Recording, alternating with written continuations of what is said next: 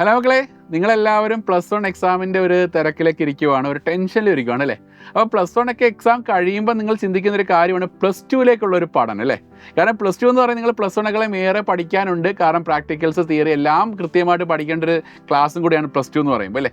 അപ്പോൾ ഈ +2 എന്ന് പറയുമ്പോൾ എന്തൊക്കെ കാര്യങ്ങൾ പഠിക്കേണ്ടത്, പിന്നെ എവിടെ തുടങ്ങണം, എന്തൊക്കെയാണ് അതിനകത്തുള്ള കണ്ടൻസുകളൊക്കെ ഒരു കൺഫ്യൂഷൻ എല്ലാവർക്കും ഉണ്ട്. അപ്പോൾ നിങ്ങൾ +1 എക്സാം വഴി നിങ്ങൾക്ക് മനസ്സിലാക്കണം ഈ ക്വസ്റ്റ്യൻസുകളെല്ലാം വളരെ അഡ്വാൻസ്ഡ് ആണ്. കാരണം കുറച്ചുകൂടെ ഹൈ ലെവൽ പഠിച്ചാൽ മാത്രമേ ആ ക്വസ്റ്റ്യൻസുകളൊക്കെ സോൾവ് ചെയ്യാൻ പറ്റത്തുള്ളൂ.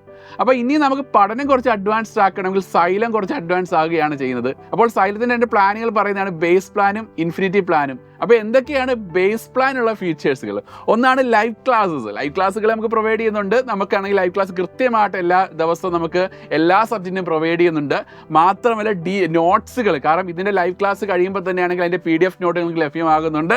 മാത്രമല്ല DPP ആൻഡ് ടെസ്റ്റുകൾ, കാരണം ഓരോ ചാപ്റ്റർ വൈസ് ആണെങ്കിൽ ഏറ്റവും നമ്മുടെ ഏറ്റവും മോഡൽ ക്വസ്റ്റ്യൻ പേപ്പർ വെച്ചിട്ടുള്ളതും പ്രീവിയസ് ക്വസ്റ്റ്യൻ ബേസ്ഡ് ആയിട്ടുള്ള നമ്മുടെ ചാപ്റ്റർ വൈസ് ടെസ്റ്റുകൾ നടത്തുന്നുണ്ട്.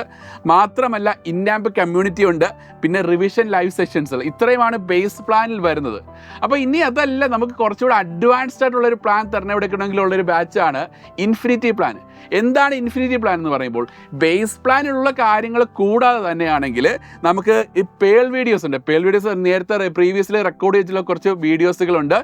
അത് പ്രീമിയം പ്രീ റെക്കോർഡഡ് വീഡിയോസുകൾ തന്നെയാണ് നമുക്ക് പ്രൊവൈഡ് ചെയ്യുന്നത്. ഓക്കെ, നെക്സ്റ്റ് ആണെങ്കിൽ ഇൻസ്റ്റാൾ ചെയ്യണമുണ്ട് മൈൻഡ് മാപ്പ്, പിന്നെ ആണെങ്കിൽ ഫോർമുല ഷീറ്റ്, പിന്നെ പ്രാക്ടിക്കൽ ക്ലാസ്സസ്. നമ്മുടെ ഈ പറഞ്ഞ കെമിസ്ട്രി, ഫിസിക്സ്, കമ്പ്യൂട്ടർ സയൻസ്, പിന്നെ ബയോളജിക്ക് ആണെങ്കിൽ പ്രാക്ടിക്കൽ ക്ലാസ്സസ് പ്രൊവൈഡ് ചെയ്യുന്നുണ്ട്. പിന്നെ ആണെങ്കിൽ ടോപ്പർ സീരീസ്, കാരണം ഏറ്റവും ഓരോ ചാപ്റ്റർ വൈസ് എടുക്കുകയാണെങ്കിൽ ഇപ്പോൾ NCERTയുടെ തന്നെ ഏറ്റവും ടോപ്പ് ലെവൽ ക്വസ്റ്റ്യൻസ് ഡിസ്കസ് ചെയ്യണം അല്ലേ? അപ്പോൾ അത് പ്രൊവൈഡ് ചെയ്യുന്നുണ്ട്.